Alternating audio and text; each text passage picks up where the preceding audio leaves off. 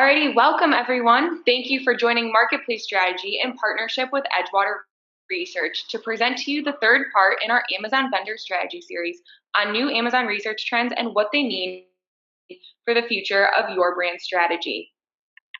My name is Dina Podnar and I'm the marketing manager here at Marketplace Strategy. Marketplace Strategy is a strategic marketplace sales acceleration agency servicing clients from startups to Fortune 50 companies. We manage more than $500 million in Amazon revenue in a variety of categories from grocery to personal care, home improvement, electronics, furniture, and many more. Our team includes strategists, designers, writers, and advertising specialists trained and focused exclusively on Amazon. Marketplace Strategy is excited to have Edgewater Research joining us today. Edgewater Research was founded as an independent equity investment research provider and market intelligence company with a primary focus on technology in the internet and retail industries. The main input for their Amazon research is regularly interacting with a network of manufacturers to aggregate the key themes and changes of the company in order to formulate effective strategies for both investors and brands that deal with Amazon. Before we get started, I just want to go over a few housekeeping items. If for any reason you have to leave the webinar today or miss a portion of it, the entire session and recording and slide deck will be sent out as a follow-up. If you have any questions during the presentation, please type them into the question box in your GoToWebinar control panel. I'll bring them up during the question and answer portion at the very end. Any unanswered questions during the live webcast will be answered via direct email follow-up. Presenting today, we will have Marketplace Strategies VP of Sales and Marketing, Jeff Walkoff, and Chris Hudson from Edgewater Research. I'm going to hand it over to Jeff to get started. Hey everybody, thanks for joining us. Just want to run through the agenda here before I pass over to Chris. So we're going to talk about 5 different topics today and put some research in front of you and talk about how it's going to, or how it very may well affect your brand. First, we're going to talk about Amazon advertising revenue and the expected growth there, obviously specifically AMS. We're going to talk about the rise in private label brands from Amazon. Then we will talk about Amazon Business and how that continues to grow in the future there. Fourth, we will get into profitability and sort of the widespread concerns there, particularly with crap items, which so many people are experiencing these days. And we will then, with Prime Day just about 10 days past, we're going to get into some initial reports and thoughts about Prime Day. So now I'm going to pass things over to Chris, and he is going to talk about AMS. Great. So what you have here is sort of a broad look at how the Amazon financial machine works. This table is a combination of some disclosures that the company gives, but also, some of our own estimates and assumptions for what's going on within the advertising business from a financial perspective. 2 things probably to really highlight here. Number one, we estimate advertising was around a 60% type growth business last year. And, in the most recent quarter, even closer to 80%. We think that this is probably going to be a 60 to 70% type growth business, which means, that's just the raw increase in dollars that brands and 3P sellers are dedicating to Amazon. So it's a pretty significant pool that's growing at a pretty large clip as well.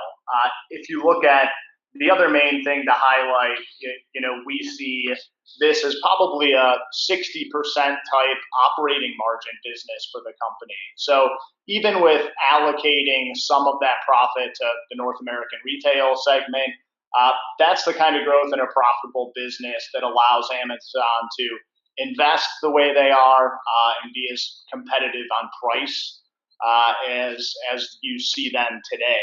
If you put into context, just from 2017 to 2018, we're probably talking about $2 billion of extra operating profit that the company is going to generate, just from the advertising side of the business. So that allows them to pour that investment into some other vehicles as well and stay competitive in a lot of different areas. There's sort of 2 interesting ways to look at ad revenue within the company. North American retail, if you exclude advertising, like we've done on the chart there at the right, you can see that the North American retail segment is profitable, but it's not expected to grow too materially in terms of the profit contribution. We think a lot of the growth is coming more, if you're talking about operating profit, it's coming more from the advertising side of the business. The other way, if you're looking at AWS, the company's cloud computing service, that's been the largest operating profit contributor for the last several years. That's a little misleading with some of the accounting that goes into that, but nonetheless, a huge portion of the company profit. As recently as 2015, AWS was closer to 2/3 of all of Amazon's operating profit. And just to show the scale of the advertising business, we expect that that's essentially going to overtake AWS, or at least pull even with it by 2019. So it's a significant new profit engine for the company. Between that and AWS, those are the two real almost hidden profit centers to be aware of. Now, we talk about this being a 60% type growth business. There are a lot of reasons why we think that is going to continue. Here are probably the four most important ones. First off, if you look at just how sponsored products work, we think 80% of this spend is currently coming from third parties. So they're the ones that control the majority of the sponsored ads. Now, in recent years, this has been an effective brand spend as well. So you've seen a lot of adoption from 1Ps, and that's a growing percentage of Amazon investment, or just general advertising investment as well. Now, what we think is going to happen, and what has started to happen in some categories already, is that the third parties are forced to sort of defend their turf, because they aren't going to get consumers organically searching for them as third-party sellers. Consumer doesn't necessarily seek those out directly. So we think the combination of brands adopting this tool and third parties being forced to defend what they have, that's going to lead to one-way traffic on price and basically push the price of those ads higher. Secondly, you look, Amazon has been starting to allow tools across both of their different platforms. So display advertising is a good example. That's something that was previously open to just 1Ps. They're now opening that up on the 3P side as well. And what you're essentially getting is the addressable market growing there, right? With more people being able to, go after these ads or bid on them and such. So the sponsored dynamic that I talked about first, that's something that's going to drive price higher.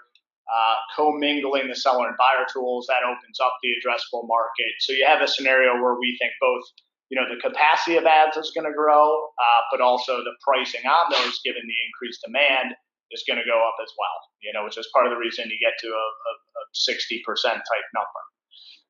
The last couple reasons, a little bit more qualitative. Agency outreach is a big part of the Amazon story right now from an advertising perspective. You already have a lot of nimble firms on the marketing side that have specialized in Amazon that do a very good job directing spend. But a lot of the big traditional agencies that generally control a lot of large TV and media spend, a lot of those digital assets have been dedicated more to Facebook and Google in the past. And the big reason for that is just Amazon's a little more confusing to use historically. They're not quite as transparent in the data sets. Their ad tech wasn't great before. It's getting a little better. So the combination of the transparency getting a little better and Amazon just extending outreach to the brands, the company, has always traditionally been more of a self-serve model, but they seem to realize there's some hand-holding involved here, so the outreach has picked up. And lastly, the returns are still pretty good here. We'll hear some chatter about AMS returns declining a little bit from the peak, and think there's some truth to that, but still this is one of the better ROI vehicles that most people have in the advertising side of things. In most cases, we think the percent of Amazon sales that people are dedicating to advertising is going up as well. So if you have a brand growing 20, 30, 40%, and on top of that, you're increasing your Amazon spend from 4% of sales to 5% of sales, you can get pretty close to a 60% or even higher type revenue growth in just aggregate advertising spend. Great. Thanks, Chris. So let's talk a little bit about what the growth of ad revenue means potentially for your brand.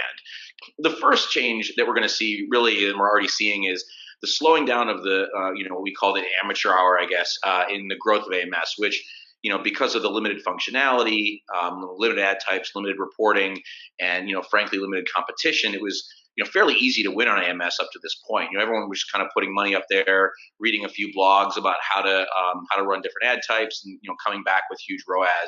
And that's still somewhat the case, but it's becoming less so, certainly in a lot of competitive categories. And what's especially going to happen now, as brands realize that this is a great avenue for growth, and as Amazon adds complexity, is that it's going to get a lot more difficult. And from there, obviously, brands that aren't elevating their strategy are going to experience a particularly bad cycle of what we would call diminishing returns. And what we mean by that is that there's going to be an influx of greater competitive expertise coming into the market, with more companies having full-time AMS experts, using agencies to handle AMS.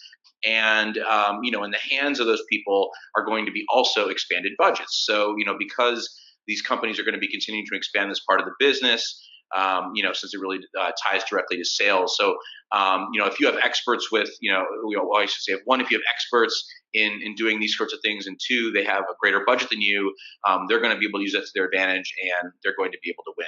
So with that, obviously, comes in a change of priorities for brands everywhere. And now there's a need to have, much more legitimate expertise and experience guiding your strategy. We say as if the pitcher has been throwing you fastballs for the last 5 years, and you're knocking them all around the park, and then suddenly he's throwing curveballs and sliders at you. And if all you've ever hit is fastballs, and even if you're particularly good at it, you're going to be lost when he starts throwing the breaking stuff at you. So brands really need someone who can add some complexity to their strategy.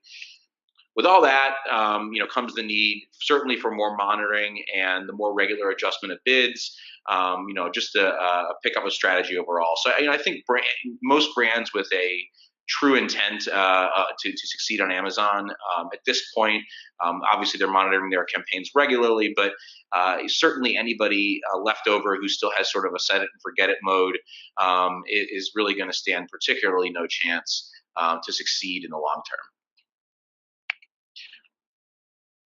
Finally, you're going to see AMS become more of a entity on Amazon itself. It's just too much of a moneymaker for Amazon to continue to let it run itself.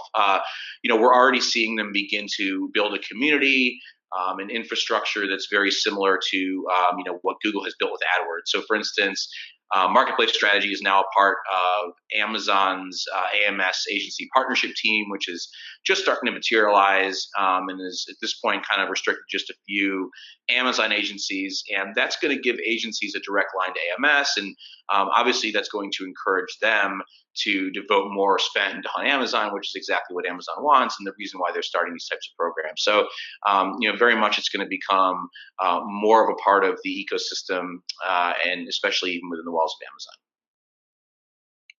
All right, Chris, do you want to talk about private label? Yeah, so this is something that we think has been an important initiative at Amazon for a while. There's a lot of reasons that migration to private label for the consumer is easier online. We think the first two of these are somewhat obvious. If you look at the review ecosystem, this makes the consumer jumping off point a lot easier. In a physical store level, a consumer comparing products doesn't have really any baseline for a brand they've never heard of. On Amazon, that's not necessarily the case.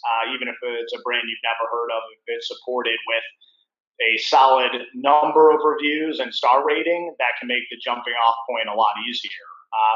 The second one that's a little more obvious, if you think of physical space limitations, Amazon doesn't have to swap out a name brand when they bring on private label. A lot of times if you see a company like Dick's Sporting Goods, for instance, if they're going to get rid of one brand to bring in their private label, like a Nike or an Under Armour, that's not necessarily great for traffic, and it's a zero-sum game. Amazon doesn't really have that problem. The next three may be a little less obvious. We know that there are a lot of categories where Amazon has a private label offering, and a lot of times they'll be like the number two market share player, even if they only have five or six different SKUs. And a lot of times in those categories, the brands with the number one market share, number three market share, they might have closer to 100 SKUs. So what Amazon's able to do is, go through all the data on consumer reviews, use their algorithms to find out what the most important attributes are for a product. So they're essentially data scraping and being more efficient at the SKU level. Secondly, this company really knows their own AMS platform as well as anybody else. From what we've heard, a lot of the Amazon private label brands have their own P&L, and they're using a pretty heavy amount of their marketing funds to take advantage of some of the efficiencies or inefficiencies they see in terms of the AMS machine. Lastly, if you look at voice, this is an area where Amazon can kind of stack the deck in their advantage as consumers use Alexa devices more for voice ordering and things like that. Amazon can sort of give their brand some preferential treatment in those areas if they deem fit. So as voice grows, we think that makes private label expansion a little easier for Amazon as well. If you look at some comparable areas out there in terms of where private brand has grown to, like we said, we think 25 to 30% is an average for a lot of categories. Furniture, for instance, this is sort of an extreme example. Brands are a little less important in furniture than we see in a lot of other areas, but nonetheless, here you've got an example where Wayfair has seen private label go from 5% of their mix to 2/3 of all the units just in the last 3 years. And, we get that this is a category maybe with a little more lower type brand relevance, but as you can see, this can happen pretty quickly.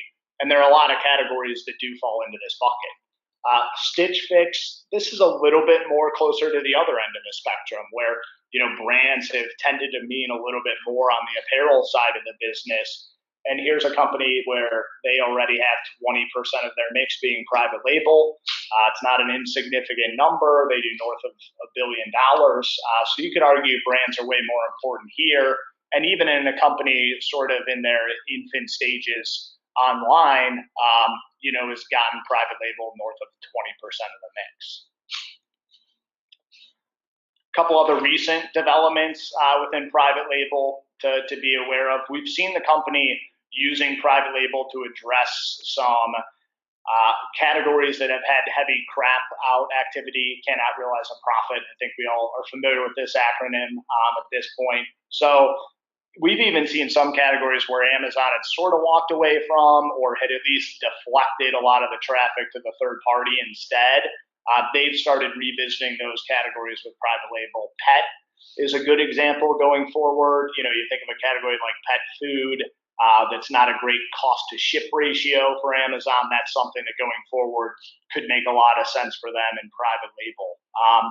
And then as far as the voice targeting goes, we touched on it earlier, but if you look at a lot of the marketing messages from the company lately, they've been a lot more about their own brands within the voice shopping side of things. And, furthermore, we've heard that a lot of these Alexa devices are pretty a larger amount than Amazon would prefer are unpaired right now or not connected with another connected home automation type device.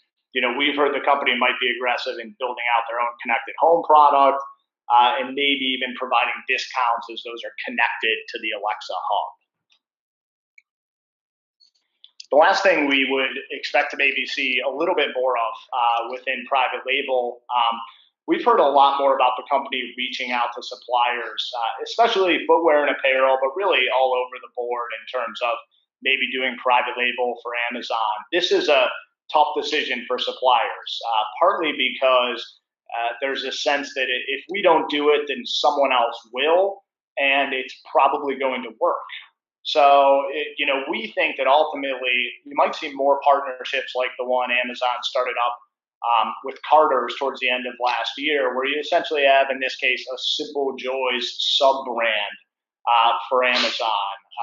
This is still good for the brand, but also solves a lot of the price matching type issues for Amazon. And we know the company is looking for more exclusive type product. So this is a way for the brand to hang on to some of their brand equity, get some additional volume for Amazon, but it's probably a business that comes at a higher margin for Amazon and is exclusive to them. So it solves a lot of the 3P price matching problems.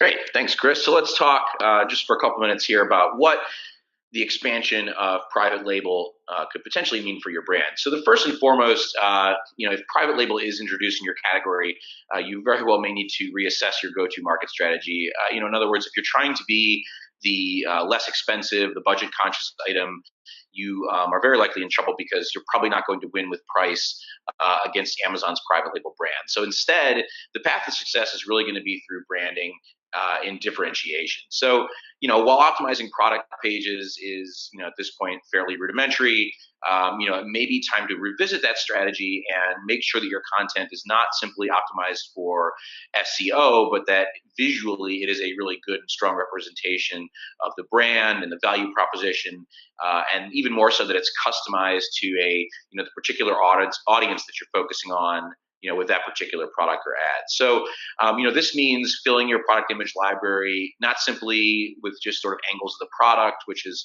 what we see quite a bit, or even sort of plain informational images. It's really important to incorporate the brand look right into the images to establish a sense of reputability for the brand. And the same goes obviously for A+ pages. Most brands certainly at this point have A+ pages or enhanced content pages, but so many of them, and you'll see this as you surf through Amazon, are so copy heavy that a shopper is really unlikely to stop and take a look at it if they're scrolling down to see reviews. So these things really need to pop off the page, and then the content really needs to focus on the competitive differentiation and the key features.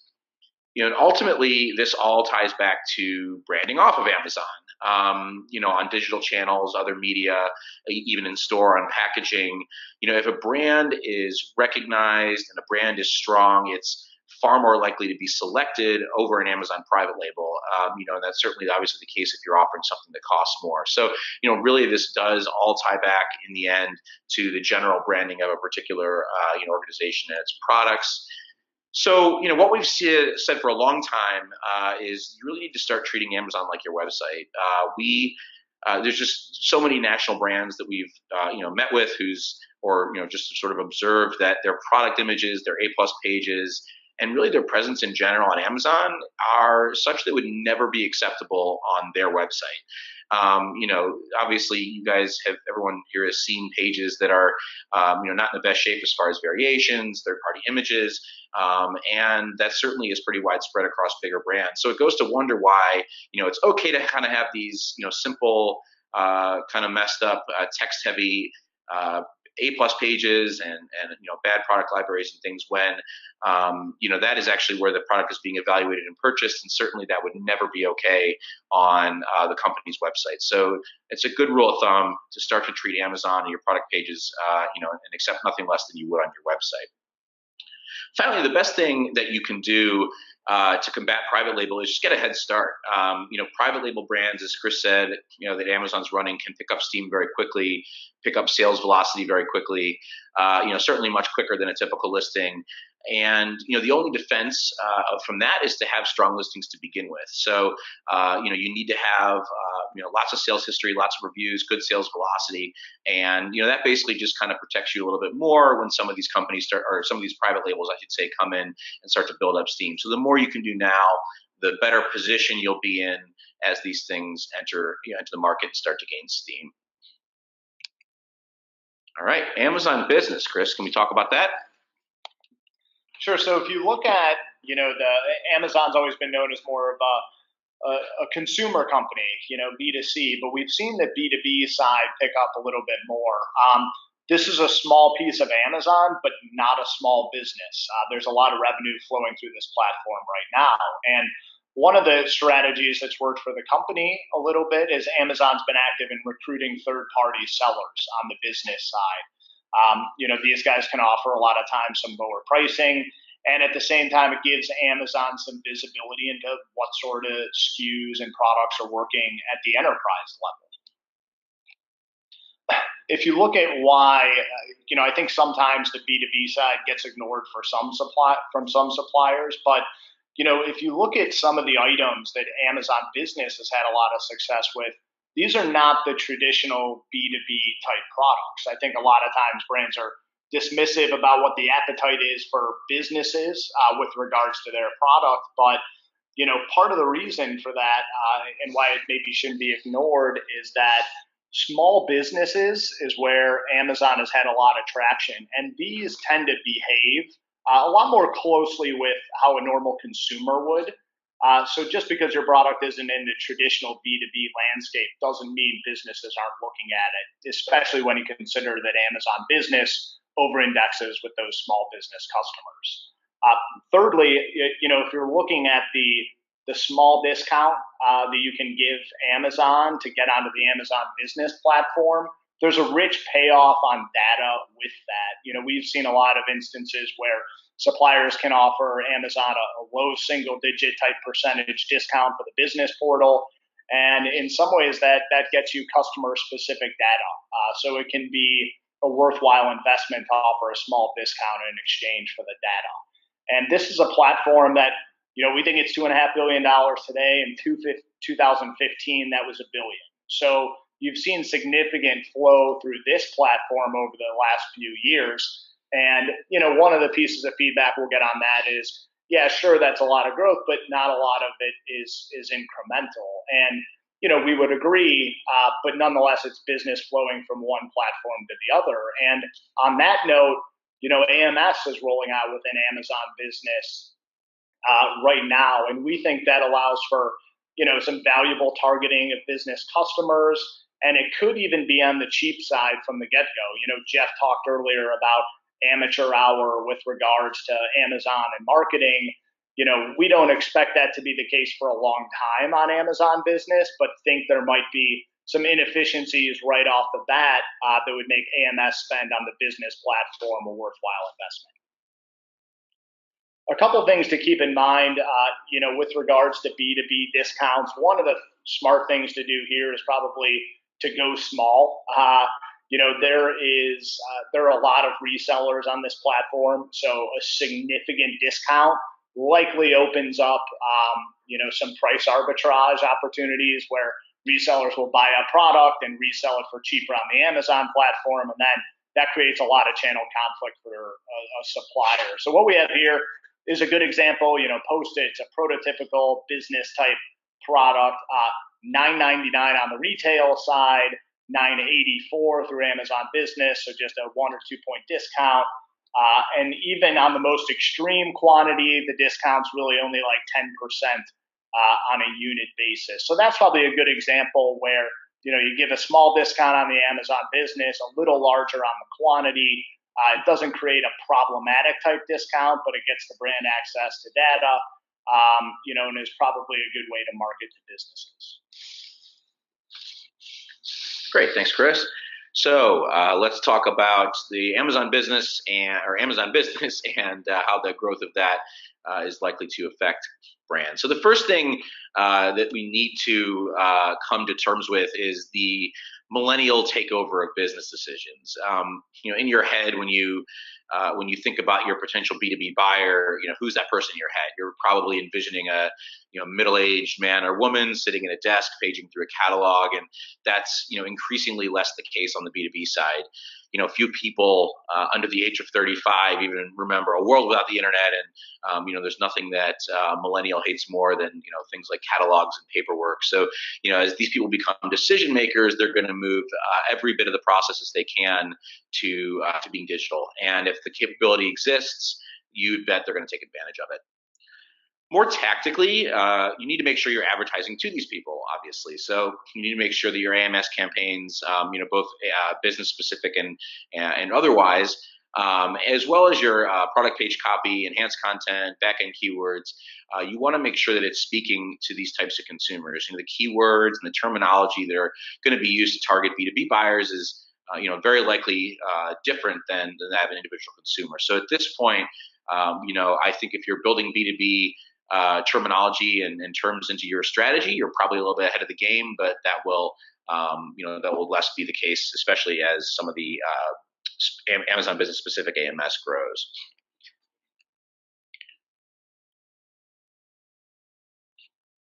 So on Amazon Business, we think that it's also absolutely a must to offer quantity discounts. So we want to position them basically strategically for upsell. So obviously you want to be mindful of product leakage and things like that. So to Chris's point, you don't want to go crazy.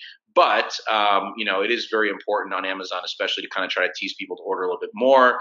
If a common order of something is 4, for instance, give a price break at 5. If the common order is 500, you give a price break at 600 or 750 or whatever it is. So next, the rise in Amazon Business places a significantly heightened role on subscribe and save for obvious reasons. So, for an individual consumer, obviously subscribe and save may be, 5 or 10 rolls of toilet paper a month. But, for a business, it could be 50 or 500 rolls of toilet paper. So, you convert that level of a sale, and get someone obviously to agree to that as a regular ongoing order, and that can become lucrative very quickly. We have some of our brands in the consumable space, say that between 40 and even over 50% of their monthly revenue is through subscribe and save. So you can imagine what that might be like for people that might be able to engage this on the Amazon Business side. So you want to obviously make sure that this feature is activated on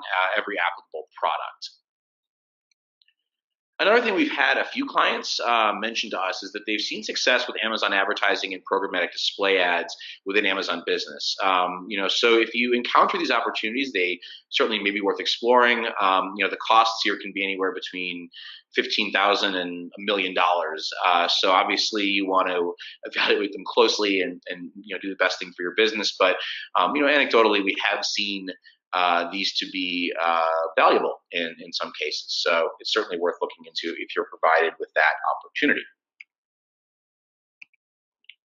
All right. Now, I think a lot of people are probably interested in this. Profitability. So talking about crap activity, the bottom line is this remains elevated at Amazon. We think maybe it's down a touch from last year at this time when you saw Walmart being really aggressive on price, forcing a lot of Amazon price matching, and therefore, kind of an artificially elevated level of crap activity. But that continues to be a pretty prominent issue. The one change we're seeing is there appears to be much more attention around this at the unit-specific level. Even if we look at just how Amazon has focused on their business from a category perspective, a lot of the recent emphasis has been around product categories that are more profitable. So home and private label are two good examples of that. But they've also been more focused on areas where their efficiency is on the back end, whether it's Prime Now over Fresh, focusing on the faster turning SKUs, don't have to deal with perishables, or, Pantry that's a one box shipment and is more efficient for Amazon from a logistics perspective than add-on items or small eaches. At the same time, we've seen the company backing off a lot of lower margin categories and even the segments that maybe aren't terrible profit but are slower to turn or have a bad cost to ship ratio. Electronics, more interestingly, TVs within that is an area where Amazon has backed off quite a bit. Furniture, sounds like an area that's been somewhat de-emphasized. And even other categories that, the company has traditionally had some foothold in, but have been deemed slower turn and clogging up their fulfillment centers, those they've walked away from as well. One thing that we noted in a lot of our conversations with suppliers with regards to annual vendor negotiations is that, there's always a lot of variability in terms of how people negotiate with Amazon, but we do think that in the past, Amazon was a lot more willing to let unit-specific profit issues slide as long as it was with a brand that overall was profitable for Amazon. Now, that's not really the case. The company did seem to draw a little bit of a harder line this year in turning off individual SKUs and crapping them out, even if it was a brand that was overall fairly profitable for Amazon. So there's a little bit of a change in thinking on crap at the unit-specific level. Interestingly, we think a lot of this elevated activity, maybe indirectly precipitated some of the rumblings about a potential 1P, 3P integration, at Amazon. I know there's been some buzz on this lately. It sounds like the main MO from the company is, they want to improve profitability and the customer experience. And, there certainly seem to be a lot of instances where brands are using a third party or hybrid type model for their product offering, where they're offering both 1P and 3P depending on the SKUs. And in a lot of ways, this is a good way to backfill inventory or handle SKUs that Amazon maybe just doesn't want to warehouse directly. But in a lot of areas, it also creates kind of a confusing consumer experience and sometimes deflects some products away to 3P that Amazon would maybe like to keep the customer experience as a 1P offering. So that could be part of the change. We think ultimately part of the motive behind this too is just for Amazon to divert more product to FBA. If you think about FBA, it's just a pure commission. So the margin rate is higher for Amazon than it is on a 1P sale. And at the same time, since Amazon's fulfilling the product, the take rate is higher. And so it's more dollars than 3P. So it's kind of a nice balance. That could eventually be one of the outcomes should you see this 1P, 3P integration heat up a little bit. Great, thank you. So how are and how will crap issues continue to affect your brand? So the first thing to understand about crap issues is that you are not alone. We've had conversations with some of the largest consumer brand companies in the world about their staple products and their staple brands crapping out on Amazon. Amazon's not playing favorites here. If your product isn't profitable, they are going to stop selling it. The vast majority of our clients in one form or another have had some issues with items crapping out, and many of those in grocery and personal care are battling on a regular basis. So, but it's also important to understand that Amazon isn't going to change, and they're not going to make an exception. So the answer, as we've seen over and over, is that companies need to change their way of thinking. For decades, brands, could get by basically just having the capability of shipping cases and allowing retailers to break them down into eaches. The issue is that, for Amazon, eaches that are sort of under the $10 to $12 price range, they just aren't profitable. And unfortunately, unless you have a consumer that really loves your product and is already committed to it, they're probably not going to buy a case. So what we've seen is a lot of brands just sort of sticking to selling cases and basically allowing the 3Ps to kind of come in and sell the smaller pack sizes. But obviously, selling cases, it's a pretty low ceiling. So the answer is to really stop looking at your packaging like you did when it was all about being on the store shelf. So less important than the packaging or the shelf space, obviously, is what you are offering to the consumer. So, consumers are already showing on Amazon they're willing to buy 2 or 3 of something for a fair price, which obviously fits much better into Amazon's profitability considerations. And we also should mention that, we see across the board and consumers love variety packs. Variety packs sell in just about every category you can possibly imagine on Amazon. So that's another way where being a little bit creative with packaging, with what you're packaging, what you're selling, can be pretty lucrative. So ultimately, brands have to shift their focus to offering pack sizes that are going to fit the needs of Amazon as well as the consumer. And it's a big departure for a lot of these companies out there, especially those that aren't as agile logistically. But honestly, this is the reality. So the best advice, that we can give is what it says up here, and that is, rock the boat before you're bailing water. In other words, it may be a huge change on your company's end to pursue things like new pack sizes, or for instance, to launch on Seller Central and start selling start selling through that model. But at the same time, this is a situation where the status quo isn't going to be valuable anymore. So we talk to people all the time who say, this is going to be a huge struggle. Management's never going to sell on consignment. Our warehouse isn't going to have the capability to pack these into 2s or 3s. And if that's the case, which it is for a lot of organizations, the answer isn't just to not do it. The answer is to start that process now, because even if it's a battle and it's going to take you some time, ultimately, that is going to be, the road of success and, ultimately, the future of the business. Okay. Finally, let's talk about Prime Day. Okay, so a couple quick takeaways from Prime Day from our lens. It's important to note that in the past, we think Amazon has used Prime Day as sort of a stress test for the holiday. And this is really one of the only ways to simulate the holiday type volume that the company sees. Now, last year, the company's fulfillment network held up a lot better than we had seen in prior years on Prime Day, and that turned out to be a leading indicator. As in that holiday fourth quarter, you saw a lot more of a clean operational quarter from the company than we had seen in fourth quarters before. So for that reason, the issues the company had with the site were a little more concerning. The good news is it sounds like that was partially just traffic driven. The bad news is that, it seems like it involved an internal switch from Oracle to an Amazon platform that they were housing internally. Now, there's probably a better chance that Amazon can patch up that issue than they can solving problems that maybe would have come up within the fulfillment network. But nonetheless, it's something we're keeping an eye on as we get into the higher volume holiday type period.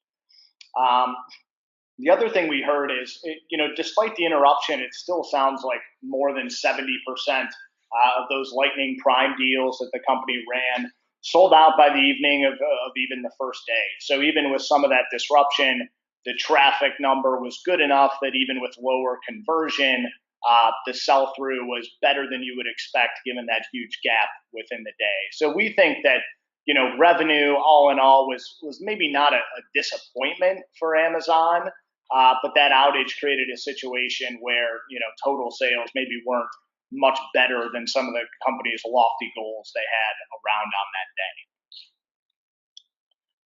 If you look at what Amazon did in reaction to that outage, near term, we think there might be some margin headwinds because of that. The company did seem to be willing to eat some of the additional funding that they did around some added promotion. Some of the deals that were materially suppressed, it seemed like Amazon was willing to run again and take the additional hit from margin. This is an email communication that seemed to be pretty common during the day with the company rerunning a lot of those deals. And, lastly, we expect a little bit of a hit just from the inefficiency around that sort of an outage during such a high volume time. If you think of all the warehouses and fulfillment centers and fulfillment capacity that was dedicated to handle some volume, that got suppressed a little bit with some of the outages. So maybe creates just a little bit of a hit from an overhead cost perspective with a little bit less volume. All right, wonderful. So a little bit about Prime Day.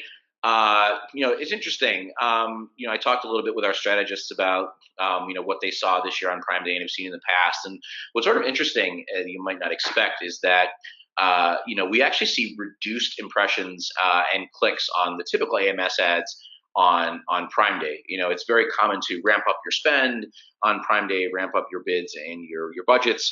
But it's interesting that we believe this is really because most consumers are going directly to the today's deals page. The search function on Amazon is just quite frankly being used a lot less.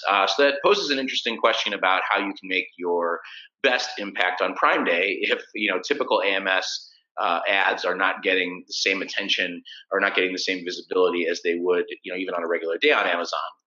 So we actually kind of have, we recommend one of three things to capitalize on Prime Day for our clients. And, the first is really to go whole hog, go for the jackpot, offer a significant deal 30 to 50% that's going to stand out among the hundreds, thousands of other Prime Day deals that are going to be offered there.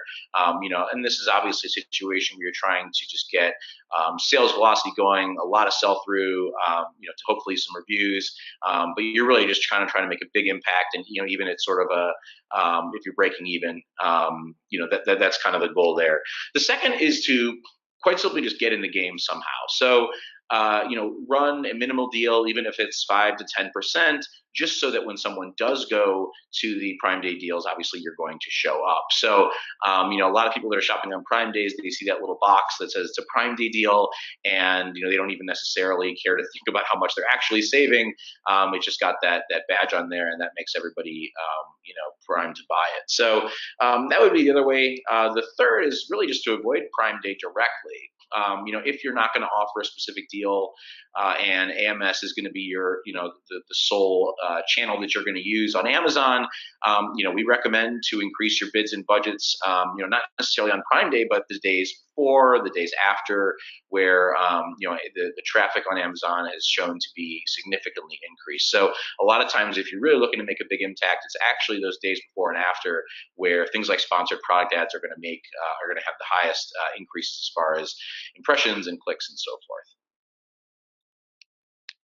Awesome. Thank you so much for all that insight, Chris and Jeff. We really appreciate it. This is just another reminder that the recording and slide deck will be sent out as a follow-up email, so make sure you keep an eye out for that. We are going to move into the question and answer portion of the webinar now. So if you have any questions, please type them into the question control panel. Let's see here. The first question we're going to start out with was, you mentioned the amateur hour coming to a close for AMS. At what point in the process do you think AMS is? Are there some areas within Amazon where the returns are still high and less competitive, or has the expertise caught up mostly? Yeah, I'll take that. It's an interesting question. I think it's somewhere in between. Maybe if it's a baseball game, we're in the maybe we're in the third or fourth inning for some categories, and maybe we're in the sixth or seventh inning for other categories. There are some where we still see our clients getting these sort of, I shouldn't say our clients, but the people that we, maybe we come in and we begin to work with them and they're getting fantastic returns, and, maybe their strategy isn't even particularly advanced. But then when you get into the more competitive categories, electronics, healthcare, things like that, you do start to see situations where there is a pretty strong infiltration already of expertise, and our AMS experts really can tell. I mean, when you go into the back end and you look at how things, how the competitors are doing from an optimization standpoint, or just from how they respond, you can certainly tell if the people that are behind those ads are have some expertise or not. So it's probably somewhere in the middle, but I think that for a lot of categories, there's still very much an opportunity. Okay, great. Thank you. The next question we have is, can brands approach Amazon to supply Amazon private label ASINs, or is it invitation only, or do they source? I don't know if there's a rule book for this. We've heard it every different way. I think that any brand that has an incumbent type relationship where they're at least selling something on Amazon, it's worth reaching out from a private label perspective. I think that in a lot of categories, private label is still a little bit of a discovery phase for Amazon. So they're probably willing to hear anybody out from an offering perspective. I know that they've reached out to a number of people as well. As a lot of Amazon's doing a lot more direct import business as well out of China. Private label sometimes is just kind of another extension of that in some ways. So I think both of those options seem to be open right now. Yeah, we have some clients that are either pursuing these or actively doing them. And I think from my understanding that the vast majority of them were approached by Amazon. I think a lot of it has to do with your existing positioning as a vendor. They're probably going to go to the people that they have that have some strong existing sales, or that they obviously from the industry standpoint know to be potential suppliers. Okay, great. The next question is, you touched on this. Does Amazon prefer or want more 3P sellers versus 1P sellers? Are they essentially encouraging a consignment model and taking a cut? So that's an interesting question. I'm going to let Chris weigh in on this as well. That's a really good question that we're learning about every day. I mean, things are certainly changing when it comes to the 1P versus 3P considerations. It's becoming sort of, for a lot of organizations, less and less desirable to even be involved as a 1P at all. They're just sort of tipping the deck really towards a 3P in a lot of ways. What the intentions of Amazon as far as this is concerned, it kind of remains to be seen. I think a lot is probably going to change over the next 12 months as far as how those two platforms run against each other and run off each other. Yeah, I think a lot of it even depends on the category that's involved. I think if you look at a lot of those high volume consumables categories where the customer experience is really important, in those instances, Amazon might be more inclined to handle that just as a 1P, so they can control customer experience and pricing and things like that. And if you have categories where brands are really important and they're sensitive to the way the marketplace works, Amazon might even be willing to do some favors and kind of gate off that 3P side. So that's one end of the spectrum. I think the other variable is when you have a lot of those categories that are maybe a little bit lower margin or off promoted, then it makes sense for Amazon to deflect a lot of that business to third parties or FBA. So I think it really is a category by category basis, depending on how important the customer experience is, how high volume the category is, and how much Amazon wants to control, the whole offering. Okay, great. And just out of respect, out of everyone's time, we're going to answer one more question for today, but just another reminder that we will be sending all of this out. And if any other questions were not answered, we will follow up via email in the next couple of days. So our last question for today is, you're mentioning Amazon may have fallen short on their expectations for Prime Day as far as sales and selling through deals. Do you think that could be a sign of the holiday season falling short as well? Well, I think the good news on this is that fixing an internal software platform is probably a little bit easier than in the prior years when the fulfillment network didn't totally keep up with the volume on Prime Day. It's tough to build several million square foot fulfillment centers in the scope of a few months. So from that perspective, having a software platform problem is probably less of an issue than not having enough fulfillment capacity. So we don't think it necessarily means that the company is going to struggle, over some of those high volume times during the holiday. But it is probably something that needs to be addressed that we'll be keeping an eye on.